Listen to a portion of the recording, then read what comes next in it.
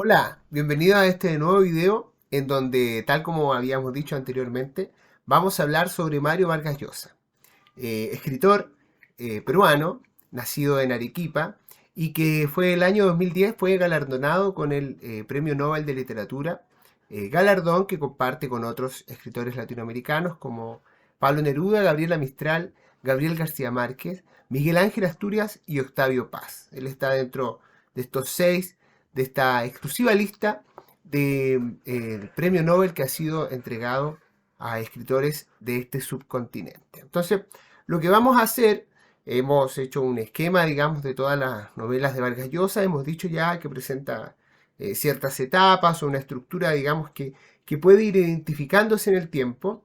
Y las novelas que hoy día vamos a reseñar son aquellas que pertenecen a este último tercio ya de su, de su trayectoria literaria a partir del año 2000 y que componen seis novelas, las cuales son La fiesta del chivo, eh, Travesuras de una niña mala, Paraíso en la otra esquina, El héroe discreto, Cinco esquinas, El sueño del celta y la última novela que es Tiempos recios. Muy buenas novelas. Algunos críticos señalan que son las obras ya menores de Vargas Llosa, de un Vargas Llosa que poco a poco se ha ido convirtiendo en una estatua, pero que, producto de la entrega de este premio, que básicamente lo lleva eh, a, a, a, a, a anquilosar su estilo narrativo, a recurrir siempre a las mismas teclas. El Vargas Llosa que escribe el año 2000 es parecido al Vargas Llosa que escribe en el año 2021. No ha variado tanto, no así, por ejemplo, el Vargas Llosa de 1980, que es muy distinto al del año 2000, donde las temáticas son otras, donde la forma de escriturar es diferente, donde la historia también se cuenta de manera distinta.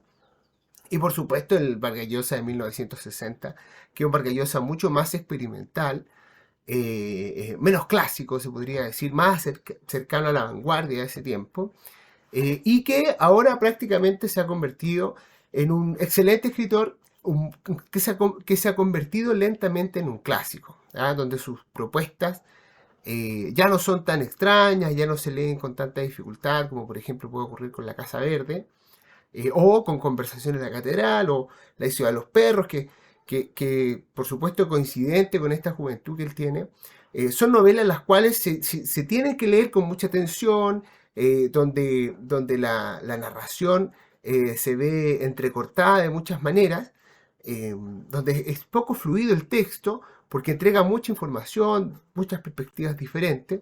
Yo no soy literato, no estudié literatura, simplemente hablo a un nivel de aficionado, entonces tampoco mi lenguaje va a ser un lenguaje tan eh, especialista. Pero sí me he leído todas las novelas de Vargas Llosa, entonces he podido captar esa especie de tránsito de la cual nosotros estamos hablando. Y ahora vamos a tomar la que ha sido su última etapa, su último tiempo, a partir del año 2000. La fiesta del chivo, que esta novela que tengo acá, un poquito bastante está bastante a mal traer, está muy vieja, tiene ya más de 20 años este libro. La fiesta del chivo es un texto el cual marca para muchos críticos quizás el mayor texto en cuanto a capacidad imaginativa. Es decir, Vargas Llosa demuestra, después de un periodo que estuvo, por decirlo así, de capa caída, después de haber perdido la candidatura a la presidencia del Perú en 1990, haberse ido a vivir a España, sintiéndose un poquito solo, siguiendo manteniendo, digamos, su obra literaria con El elogio de la madrastra, por ejemplo, o Lituman los Andes, que también son muy buenas novelas, pero ya los críticos de ese tiempo decían que Vargas Llosa no iba a ser alguien, eh, había llegado a su cenit, había llegado a su tope. ¿Ah? También se lanzó un libro de memorias que se llamó El pez en el agua, respecto a esta misma campaña. Entonces, el Vargas Llosa de la década de los 90 ya era un caballero, por decirlo así, que estaba retirado. Hasta que el año 2000, no que estaba retirado, pero que se encontraba próximo al retiro, donde su capacidad imaginativa prácticamente iba más volviéndose algo tradicional, acostumbrado, donde no iba a volver a extender las fronteras de la imaginación, como lo había hecho, por ejemplo, con Conversación en la Catedral o La Guerra del Fin del Mundo, que son textos totales, son parte de la novela total, por decirlo así, que quiere agarrarlo todo, analizarlo todo, saberlo todo, es donde indican un crecimiento, una expansión, en este caso, por supuesto, de la capacidad narrativa del autor. Entonces, después de haber perdido la elección en 1990 frente a Fujimori, que después, por supuesto, se convirtió en un dictador, em, la crítica era bastante, muy exigente, porque la crítica latinoamericana es muy cruel a veces en su aspecto, le da pocas oportunidades a los escritores, son pocos también los escritores que circulan,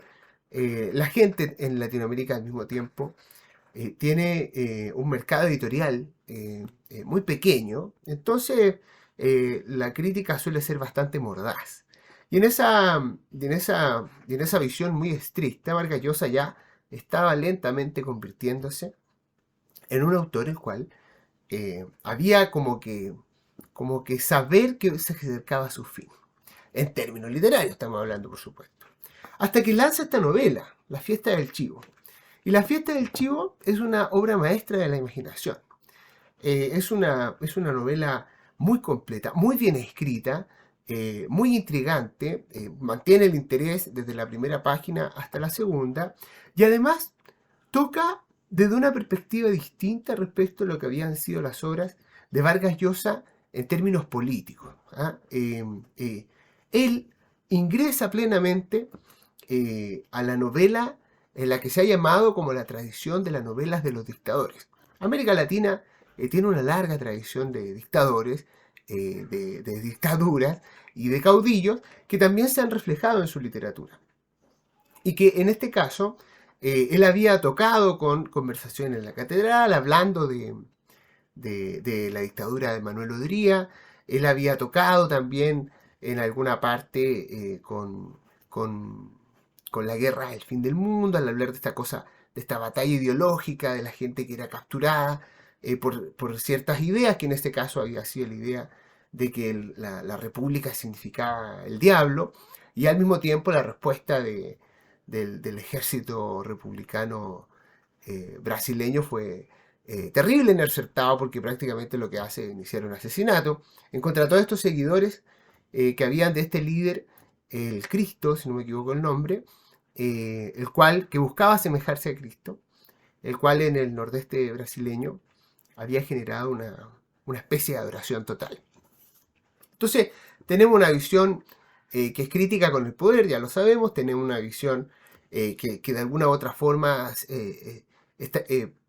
expone su perplejidad respecto a las consecuencias del poder, específicamente la que ocurre en la población, cómo la población se empieza a volver un poquito loquita cuando tiene un ídolo al cual seguir, y en este caso un dictador, pero no había mezclado ambos temas, no había hecho que ambas historias convergesen. Y lo hace en esta novela, lo hace en La Fiesta del Chivo, escrita ya cuando tiene 62 años, y, y la rompe, ¿ah? La rompe, lo vuelve a situar adelante, lo vuelve a situar como un narrador actual, un narrador capaz de ir reinventándose, cambiando sus estilos de escrituración en el tiempo, y lo sitúa nuevamente en la primera línea, ¿ah? En la primera línea de los escritores. Y en ese sentido vuelve a sonar como candidato al Nobel. ¿Ah? Siempre la carrera del candidato al Nobel se parece mucho a la carrera de- del Premio Nacional de Literatura, que este año fue entregado, en el caso de Chile, que este año fue entregado a Hernán Rivera Letelier. Y, y es una carrera donde participan universidades, donde participan institutos, donde existe muchísimo lobby, donde hay una influencia muy importante también de las editoriales, donde existen criterios políticos para ir repartiendo este premio. Se premian ciertos continentes, después se premian otros continentes, se premian primero unos estilos literarios y después otros estilos literarios. Van pasando por poetas y después van pasando por novelistas y después por ensayistas. Por ejemplo, la discusión que se dio con la entrega del premio a Bob Dylan en el año 2016, entonces muchas personas quedaron perplejas porque cómo premian a un cantante. Después se fue explicando que en verdad la canción era más bien de acuerdo al criterio de la Academia Sueca, también era una expresión literaria, y ese año coincidía además que se debía premiar a Estados Unidos, a la lengua inglesa, eh, eh, y también y después se premió a una soviética que fue Alexei Stalichnaya. No, el apellido no me sale, pero ustedes la pueden averiguar. Las voces de Chernobyl. Es una novela que ella escribió que la llevó al estrellato. Entonces, la academia tiene sus criterios, va pasando por distintos temas, muy en la onda de lo que se está hablando en Europa, ¿ah? Que es la que lo guía prácticamente. Y en este caso, Vargas Llosa había sido un escritor que se había destacado por su análisis respecto a las estructuras de poder. De hecho, cada vez que la Academia premia el Premio Nobel de Literatura, hace una breve reseña y explica el motivo por el cual lo premió.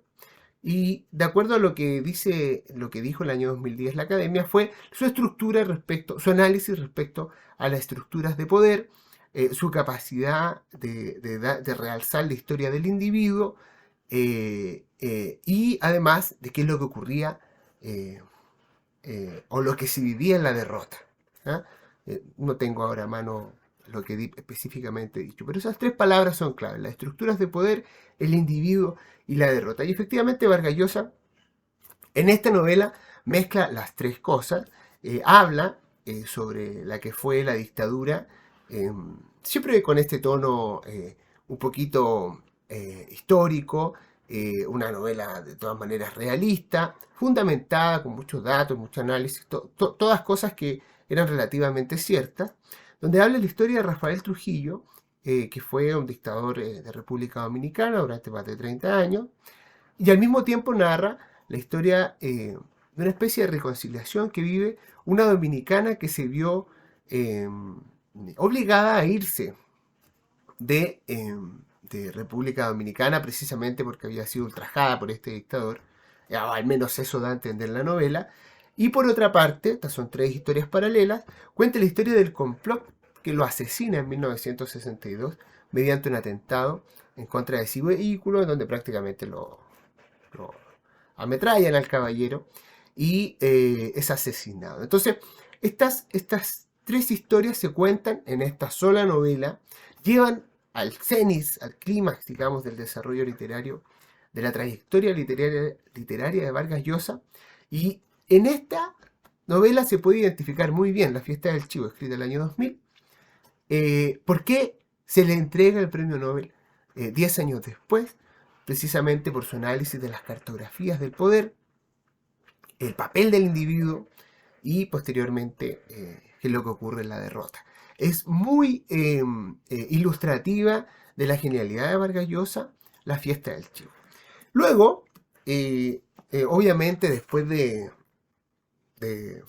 deshacerse en elogios hacia su figura, después de haber todos dicho que Vargas Llosa había recuperado nuevamente su sitial a la vanguardia de la literatura americana, el año 2003 él publicó una novela que se llama El paraíso en la otra esquina.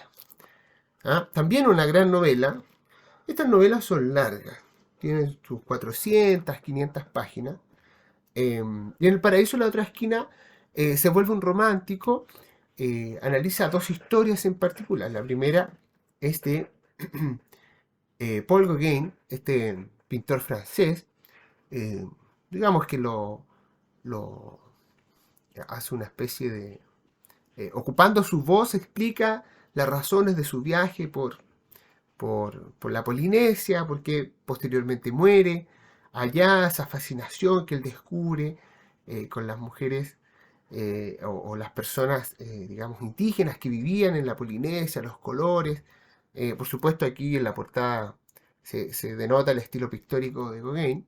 Y al mismo tiempo, una pariente, y cuenta también la historia de una pariente de este pintor francés, que fue su abuela, que se llamó Flora Tristán, que al mismo tiempo había sido hija de un riquísimo hacendado arequipeño, Pío Tristán, incluso tan rico que llegó a ser uno de los hombres más ricos del Perú a principios del siglo XIX, y al mismo tiempo llegó hasta financiar la campaña realista en contra de la independencia del Perú, y fue incluso uno de sus mayores lugartenientes. ¿Ah? Entonces va mezclando por una parte la historia de liberación que vive Flora Tristán, que tiene un hijo soltero y que llega al Perú, proveniente de Francia, y como una mujer muy impetuosa, que busca su propio paraíso. Entonces es la historia de la búsqueda de dos paraísos, uno desde el punto de vista de Gauguin,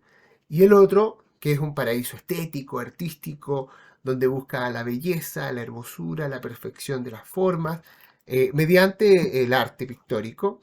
Y el otro es el de Flora Tristán, una agente política, que busca, por supuesto, el paraíso de la libertad, de la igualdad y la fraternidad para todos. Muy también en consonancia con lo que fueron las revoluciones liberales de 1848 allá en Europa. Entonces, lo que hace Vargas Llosa bueno, dar un discurso de su amor al capitalismo actual, eh, y prácticamente contar una historia sobre la búsqueda de estos espacios que para las personas y los individuos suelen ser sagrados, los refugios. Habla además también de los refugios. Es una gran novela, yo me la he leído como 2 o 3 veces.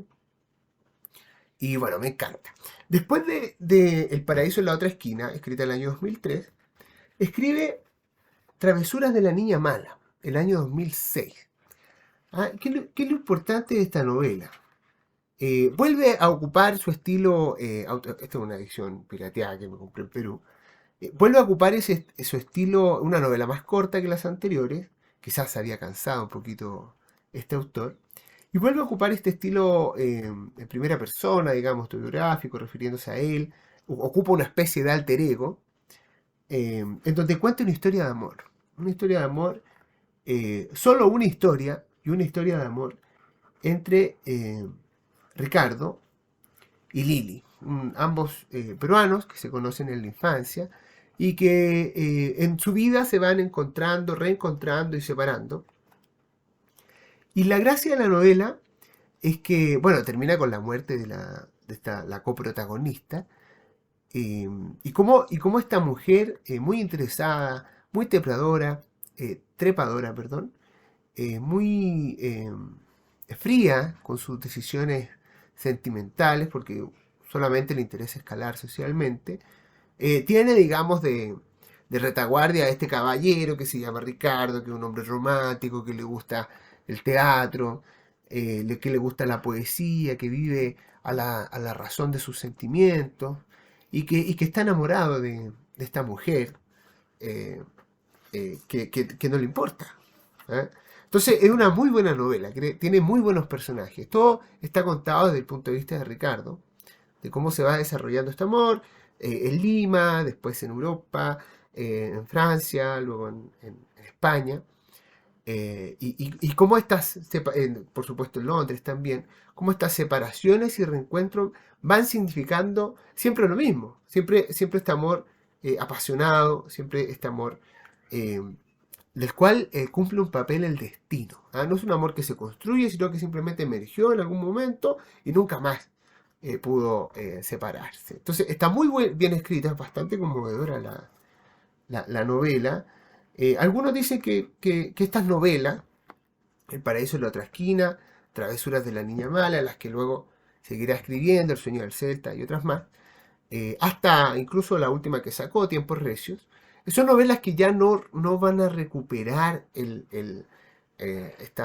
este cenit, no van a alcanzar este punto álgido que había logrado la fiesta del Chivo. Nosotros pensamos que siempre el escritor puede tener una sorpresa, siempre puede sorprender, y Vargas Llosa así lo ha demostrado. Ha sido alguien que se ha ido reinventando con el tiempo. Ahora obviamente tiene 85 años, quizás no tenga muchas ganas de reinventarse. Lo hemos visto en algunos reality, junto con su nueva familia, el producto de que él es, aún no es marido, pero es pareja con Isabel Presley, una socialité eh, española, de la cual él antes denostaba en sus otros libros, que no son novelas, con sus ensayos, por ejemplo, La civilización del espectáculo, donde decía esta gente que aparece en las revistas y que, y que tiene esta facilidad para compartir su vida con tanta frivolidad y superficialidad por la televisión. Y bueno, ahora está en pareja con la insigne española socialité, esposa de, esposa de connotada persona, madre de Enrique Iglesias, eh, entonces también que fue pareja de Julio Iglesias. Entonces que evidentemente es algo muy contrario a lo que él antes pregonaba. Y también se dice que Travesuras de la Niña Mala fue una novela que él le dedicó a Isabel Presley. Dicen ahí en los comentarios. Por eso tanto romanticismo, por eso tan buena capacidad de hablar sobre el amor. También Vargas Llosa tiene una serie de novelas amorosas. No es un escritor que siempre que sea tan frío y hable siempre del poder, el individuo y la derrota, sino que también tiene por ahí su, su, su capacidad de narrar historias eróticas o hablar con mucha franqueza respecto a qué es lo que pasa cuando se hace el amor. ¿Ah? Ese es uno de sus virtudes. Tiene otras novelas, Los cuadernos de Don Rigoberto, em, El elogio de la madrastra, esta Travesura de la Niña Mala, que están dentro de esta tradición, o digamos, este sendero, por decirlo así, que su tema ya no es el poder, sino que es más bien el amor. Quizás también, bueno, siempre se puede trabajar mucho sobre la obra de una persona que ha escrito más de 40 textos gigantescos, tanto en ensayos como en novelas.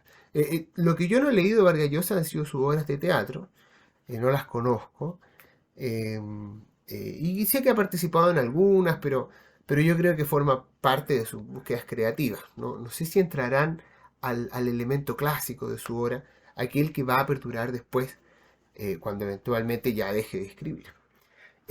Travesura de la Niña Mala fue publicada en el año 2006. Luego, este hombre gana el Nobel el año 2010, ya hemos dicho por los motivos, la Academia Sueca, necesitaba también un autor latinoamericano. ¿Quién más latinoamericano que alguien que vive mitad en Perú, mitad, alguien quien es, mejor dicho, mitad peruano, mitad español? Entonces, dos pájaros de un tiro, porque premia a España y también premia al Perú. Desde entonces, no, desde hace 12 años, que la Academia Sueca no ha puesto sus ojos en el idioma español.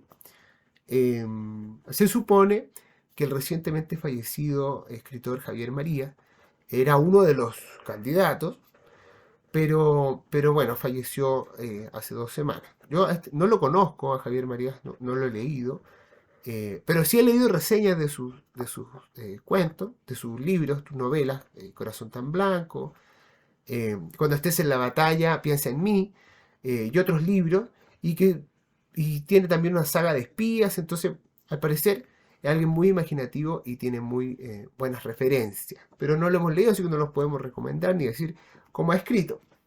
Luego el año 2010 gana el Nobel, publica esta novela, El sueño del Celta, que es la historia donde busca tocar varios temas. La colonia, por una parte, está el papel de las potencias imperiales dentro del tiempo de colonia en Europa, como estos países después del Tratado de Versalles y después de otros tratados prácticamente se reparten el mundo. Aquí se liga mucho con El corazón de las tinieblas de Conrad, eh, en donde se cuenta la historia en El corazón de las tinieblas, de este protagonista que poco a poco se va internando en la selva, en el Congo, y va dejando testimonio de la crueldad con la cual se trataba a los nativos africanos, cómo el comercio del marfil volvía a la gente loca, y llevaba a que la crueldad fuese la nota común en en este tiempo y espacio de colonia. Lo que hace Vargas Llosa es ocupar la voz de Robert Casement, que fue un político irlandés, en primer lugar, que a través de este viaje que hace en algún momento de su vida, de su juventud, al África interior, en una versión menos literaria de lo que fue el viaje al corazón de las tinieblas, del cual habla Conrad, autor de principios del siglo XX, toma su voz para narrar, digamos, las cosas espantosas que le parecieron ahí a Casement y que motivó dos hechos. ¿Ah? Por una parte, su involucramiento con la lucha de la independencia de Irlanda. Obviamente ahí hay una lucha en contra, esta vez de la colonia ya no belga, sino que el imperio ya no belga, sino el imperio británico. Y por otra parte, trata someramente su homosexualidad. ¿Ah? Aquí también Vargas Llosa toma un protagonista que es homosexual y para el cual, por supuesto, es muy complejo poder expresar no solo la certeza de si es homosexual o no, sino qué tipo de involucramientos tiene con otros hombres. En este caso, no llega a puntos álgidos, no le conocemos pareja, siempre un hombre soltero. De hecho, muere muy joven porque es ejecutado. Producto de su lucha con la independencia, se le encuentran unos cuadernos que supuestamente son parte de una campaña de sabotaje falsa, digamos, en su contra, que ocupan de evidencia para, por una parte, demostrar que es gay y por otra parte, demostrar que había colaborado con los intentos secesionistas del Reino Unido, dentro del Reino Unido. Entonces, se le condena y se le mata. Esta es la historia del sueño del Celta. Celta, por supuesto, Robert Casement es irlandés, entonces ahí viene el sueño de la independencia, de la búsqueda también de este paraíso en donde la gente es libre, donde la gente puede, digamos, decir lo que quiera, señalar lo que quiera, amar a quien quiera. ¿Ya? Contra estos imperios oscuros y tenebrosos como lo son, en este caso, el belga o también el británico. Es una buena novela, está bien escrita, es correcta. ¿Ah? Si uno tuviera que poner una escala del 1 al 10, obviamente todas las obras de Vargas Llosa tienen un 8 de base, así que le vamos a poner un 8,5. Luego, del sueño del Celta, Vargas Llosa parece que a lo largo de estas 4 novelas, ya más de 12 años, 13 años, se había olvidado del Perú, pero no, en El héroe discreto nos vuelve a hablar del Perú. Yo creo que quizás motivado por el avance del Fujimorismo. Recordemos que eh, si bien el año 2001 Alberto Fujimori se va del Perú, su hija, Keiko Fujimori, comienza a ser candidata, una llamativísima candidata, a partir del año 2012. Entonces, quizás Vargas Llosa por eso, recordando los fantasmas del Fujimorismo, vuelve al Perú y nos narra una novela que está escrita en este país. ¿Ah? Entonces, en este caso, tenemos a dos personajes, tiene un nombre, perdón, Felicito Yanaqué, por una parte, y Ismael Carrera por el otro. Habla en esta novela prácticamente sobre el chantaje, el soborno, la mentira. Cuenta muy bien, o relata muy bien, cómo este carácter peruano por evadir la confrontación, lo que hace es que digamos, se crean muchos problemas, se crean muchos malentendidos, se generan equipos, dos hijos que eran eh, denostar la condición patrimonial de su padre, engañarlo prácticamente para quedarse con parte de su fortuna, y Felicito Yanaqué es alguien que sufre un chantaje por parte de una organización delictiva, este es un empresario del transporte en el Perú, y le van quemando su transporte, digamos, sus buses, porque él no quiere pagar a personas por la seguridad de sus propios buses. ¿Ah? Entonces llega una organización, supuestamente, y viene y lo intenta extorsionar. Y bueno, ¿por qué se llama el héroe discreto? Porque estos dos hombres, a pesar de las desgracias que viven, mantienen su integridad. Mantienen su integridad y forman parte de ese Perú recto, ese Perú que no ha caído en la mentira, ese Perú que no es fujimorista. Bueno, lógicamente después se le cae el discurso a Vargas Llosa porque el año 2021, en la segunda vuelta electoral entre Castillo y Keiko Fujimori, Castillo es de izquierda, Keiko Fujimori es de derecha. Él decide apoyar a Keiko Fujimori pensando que su influencia, producto de haber sido candidato presidencial 30 años antes, se mantenía, pero no fue así. Castillo ganó por un porcentaje bastante pequeño, pero un porcentaje que de todas formas señaló su triunfo, más de 100.000 votos entre estos dos candidatos. Pero vuelve al Perú. Eso es lo importante de esta novela, mediante la figura de dos protagonistas hombres, el héroe discreto, que se enfrentan a las adversidades de la vida. Es una novela un poco extraña, yo diría que no forma parte de ninguna de las tradiciones, no es amorosa, tampoco es política, tampoco habla de los paraísos, entonces de la búsqueda de un mundo donde fuera de las estructuras de poder, pero sí quizás podría hablar más de la derrota. ¿Ah? ¿Qué es lo que le pasa a un hombre cuando es derrotado por las circunstancias? ¿Cómo es que se recupera de ello? ¿A quién recurre? ¿Cuáles son sus aliados? ¿Qué es lo que busca? ¿Busca la verdad? ¿Busca la riqueza? ¿Busca la estabilidad, la seguridad, la tranquilidad? Por eso son dos buenos personajes, Ismael Carrera y Felicito Yanaki. Luego, el año 2017, si no me equivoco, yo tengo la fortuna de que este libro está firmado por Vargas Llosa, autobiografiado. Firmado por Vargas Llosa, ahí está su breve traza. 5 esquinas. Sigue en el Perú. La gracia de este libro es que lo que hace, es un libro político derechamente, habla historias bastante combinadas, más o menos 5 personajes principales, respecto a la labor del chantaje y del periodismo durante la última fecha de vigencia del régimen fujimorista, esto a finales de la década de los 90, y cómo la sociedad peruana se va desfigurando, va perdiendo su integridad, va cayendo en este vicio superficial respecto al dinero y se chantajea, es capaz de autochantajearse y cae en esta pesadilla en la cual nadie sabe quién dice la verdad. ¿Ah? De eso trata 5 esquinas. Esto es un empresario, digamos, que el cual vive el chantaje porque supuestamente había participado en unas fiestas sexuales. Nadie sabe si ese chantaje es cierto, si es verdadero. Lo importante es que hay una foto, esa foto se filtra a la prensa, más personas lo amenazan. Y lo que le pasa a este personaje principal, el hombre chantajeado, es que toda la vida, por supuesto, un hombre rico, abogado, dueño de un bufete en San Isidro, con mucho dinero, es que se va destruyendo todas aquellas cosas que él pensaba como seguras. Entonces, vive una desintegración en manos de estas personas que él no sabe cuáles son sus motivaciones, porque tampoco son sus enemigos. No sabe que, en esto se puede parecer quizás un poco, vamos a hacer una extensión, digamos, un poquito exagerada. Este personaje no sabe por qué está siendo perseguido, no sabe por qué está siendo chantajeado, no sabe por qué de pronto se puso en la mira del régimen fujimorista, que facilita toda esta industria del copuchenteo, por supuesto, y de la denostación pública, y no sabe por qué.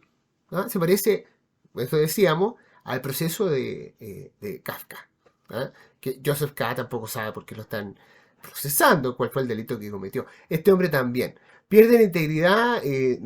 Aquí cumple también un papel la sexualidad, porque de pronto su señora empieza a vivir otros intereses. Surge una historia no de infidelidad, sino más bien de omisiones amorosas. Y bueno, es entretenida la lectura, no dice cosas muy impresionantes. Quizás ya es la velocidad crucero de este autor peruano. ¿Ah? Pero de todas maneras sigue siendo una buena novela. Así que si quieren le ponemos un 8. Y luego, esta fue escrita en el año 2017. Y luego ya consolidado, convirtiéndose en un autor clásico, convirtiéndose recurriendo a sus propias herramientas, Vargas Llosa en 2021 publica Tiempos Recios. Tiempos Recios es un anexo o una historia aparte de uno de los sucesos de los cuales se cuenta en la fiesta del Chivo. ¿Ah? Entonces, él toma a dos personajes de la fiesta del Chivo y los trae a esta novela en otro país, por supuesto. Ya el centro no está en República Dominicana, sino que está en otro país, con otro dictador, con otro régimen, con otro enfrentamiento político, muy entretenida, se lee de una tirada, digamos, no cansa la novela, muy buena, vuelve a este estado anterior en donde Vargas Llosa nos tiene leyendo con expectación, nos tiene, digamos, montados sobre un caballo y no nos deja bajarnos. ¿Ah? Es muy entretenida. Aquí el personaje que toma es Johnny Aves, que fue el jefe de inteligencia de los servicios de inteligencia de este dictador dominicano que decíamos, Rafael Trujillo. Y está ambientada en Guatemala en el año 1954. 8 años, 6 años antes de la muerte de este dictador dominicano, donde el dictador estaba en su pleno apogeo, digamos, o no tenía enemigos, porque era el amigo de Estados Unidos en el Caribe. Y en Guatemala se vive un proceso de lucha política entre la izquierda y la derecha, donde obviamente Johnny Ives cumple un papel trascendental, protagonista, y aquí se narra esta crónica, se narra, digamos, esta historia. También hay un personaje femenino, igual que en la fiesta del chivo. Recordemos que en la fiesta del chivo había 3 carriles, digamos, la historia del complot, la historia del dictador y la historia de esta reconciliación con la imagen de, de República Dominicana, que vivía este personaje que se llama Urania. ¿Ah? Acá también hay una niña que fue abandonada, digamos, en su juventud, que vivió muchas penurias, pero por motivos políticos. ¿Ah? Y por eso, quizás yo creo que, según lo que explicó en su conferencia, Vargas Llosa le puso tiempos recios por eso. ¿Ah? Por esta constante vivir, digamos, en la circunstancia, vivir asediado, vivir siendo irritado por lo que ocurre alrededor.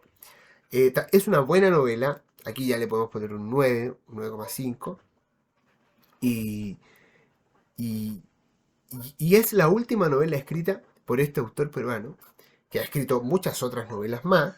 O sea, imagínense, de estas 7 novelas, recién llevamos un clásico, que es La fiesta del chivo.